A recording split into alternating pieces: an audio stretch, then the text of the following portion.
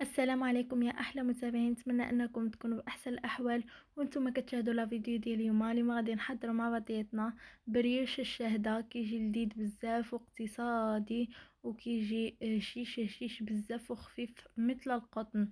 نخليكم تتبعوا الطريقه في الفيديو مفصله. على بركه الله غادي نبداو بالمكونات. غادي نبدا اول حاجه غادي نعمل هنايا في واحد البول جوج كيسان د الحليب اللي يكون دافي، وغادي نضيف عليهم ايضا جوج معالق سكر مملوئين جيدا،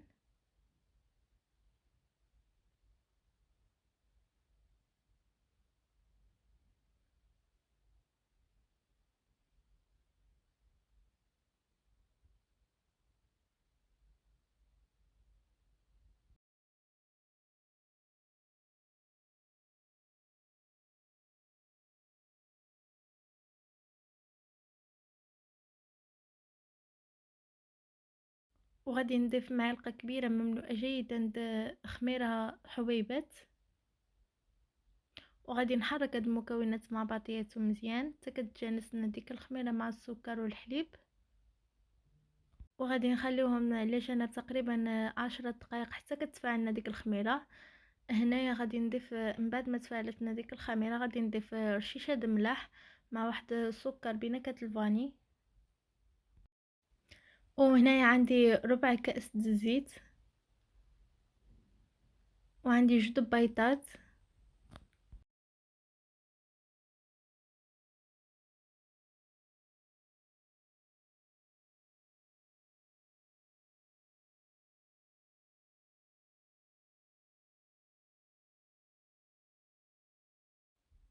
غادي نخلط هاد المكونات مع بعضياتهم مزيان بواحد معلقه اولا فرشيطه اولا بالخلاط اليدوي باش ما بغيتو.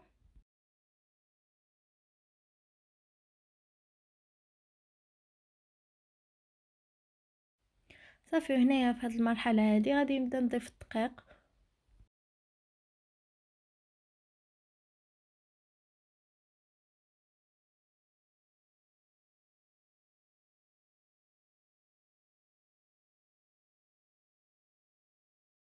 وغادي نضيف ايضا واحد الخميره د الحلويات من فئه 8 غرام،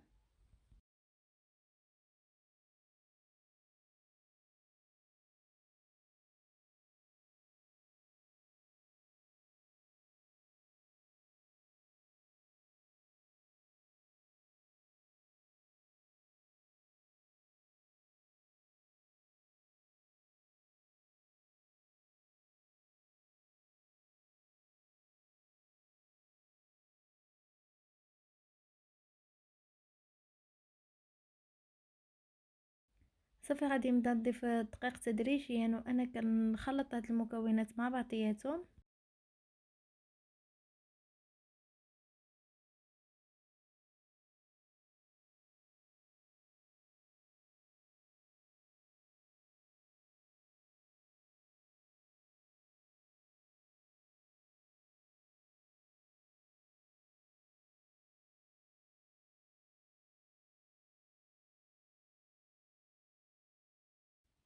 غادي نبقاو كنضيفو الدقيق تدريجيا وانا كنخلط تنحصل على واحد العجينه اللي تكون خفيفه كتلتصق في اليدين. هنايا غادي نخويها من بعد ما جمعت ديك الطحين كامل، غادي نخويها على سطح العمل، وغادي نضيف واحد المعلقه كبيره د الزبده. انا هنا الزبده كانت عندي في النيبيره، نسيت ما جبدتهاش من قبل، يعني تاخذ لي درجه حراره المطبخ، فبقيت كندلكها بزاف باش يلاه كتطلق لي راسها ديك الزبده وكتذوب لي مع العجينه.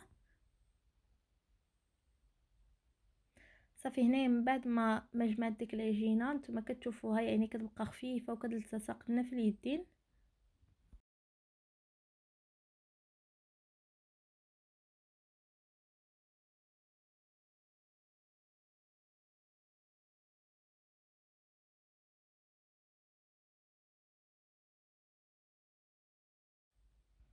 غادي نجيب هنا غادي ندهن البول ديالي اللي غادي نعمل فيه العجينه، غادي ندهنه بواحد كميه قليله د الزيت، غادي نعمل فيه ديك العجينه.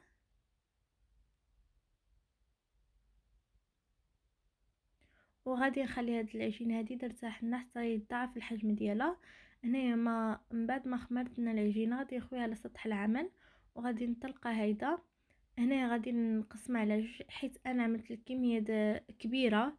يعني نتوما الا كنتو بغيتو غير نصف الكميه يمكن لكم انكم جميع المكونات تقسموهم على جوج،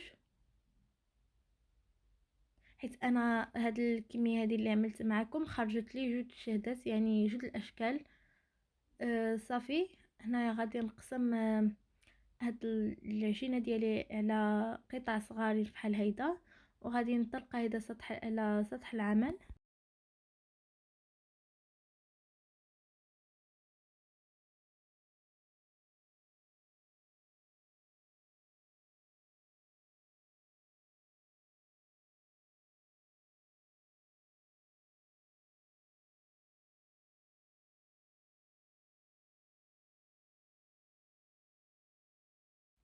صافي هنا من بعد ما طلقتها كامله غادي نجيب هنايا شوكولاته الدهن. غادي نعمل غير راس معلقه في كل واحده.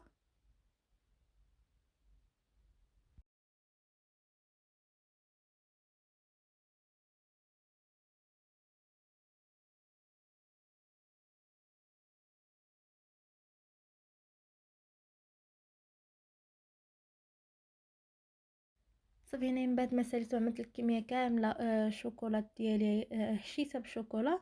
غادي نبدا ندورها بحال هيدا كما كتشوفوا. غادي نشكلها هيدا دويرات صغارين صغارين.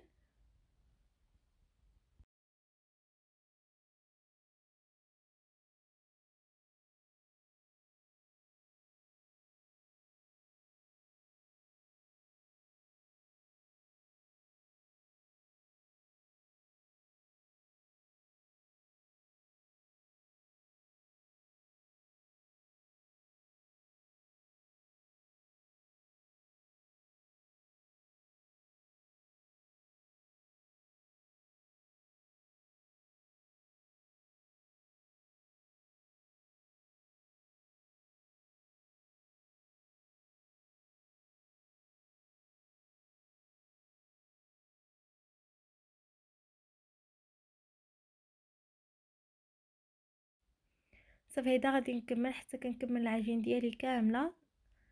هذا هو الشكل الاول اللي عملته بنص العجينه الاولى، وهذا هو هاد عملت الاولي على شكل مستطيل والثاني على شكل دائره كما موضح معكم.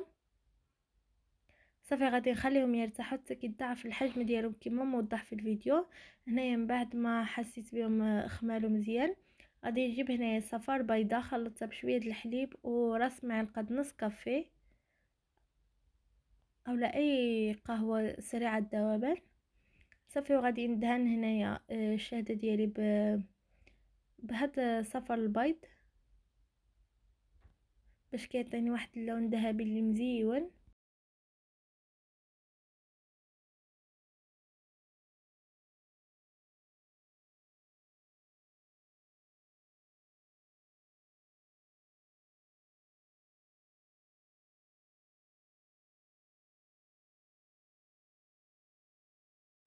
صافي من بعد ما كملت الكميه كامله بالدين غادي نجي هنايا وغادي نبدا نعمل شويه اللوز اللي عندي بقشور ديالو يعني قطعت هيدا صغير صغير وغادي نعمل على السطح ديالو.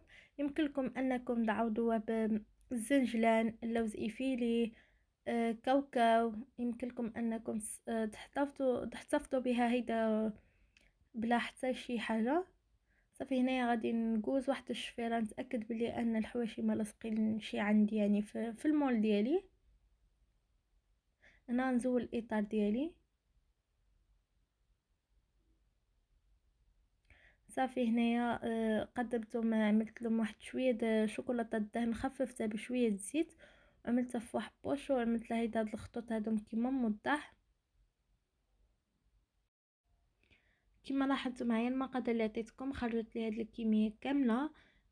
كما قلت معكم في الاول ديال الفيديو غادي نعاود نقولها. يمكن لكم انكم تقسموا المكونات على جوج وتعملوا غير نصف الكميه، كما انكم يمكن لكم تضاعفوا الا بغيتوا الكميه اكثر من هذه. وصافي هذا هو الشكل النهائي ديال الشهدات اللي عملت معكم اليوم. كما كتشوفوهم كيجيو قطنيين بزاف وكيجيو هشاشين بزاف وهنا كنكون وصلنا لنهاية الفيديو. نتمنى انكم تدعموني بالاشتراك في القناة وبالضغط على زر الجرس وباش يوصلكم كل جديد ان شاء الله، والاعجاب من الفيديوهات ديالي والتعاليق ديالكم جميلة، وشكرا بزاف على الدعم ديالكم. ونتلاقوا في فيديو اللي ماجي ان شاء الله بوصفة جديدة اللي تنال الاعجاب ديالكم، ومع السلامة.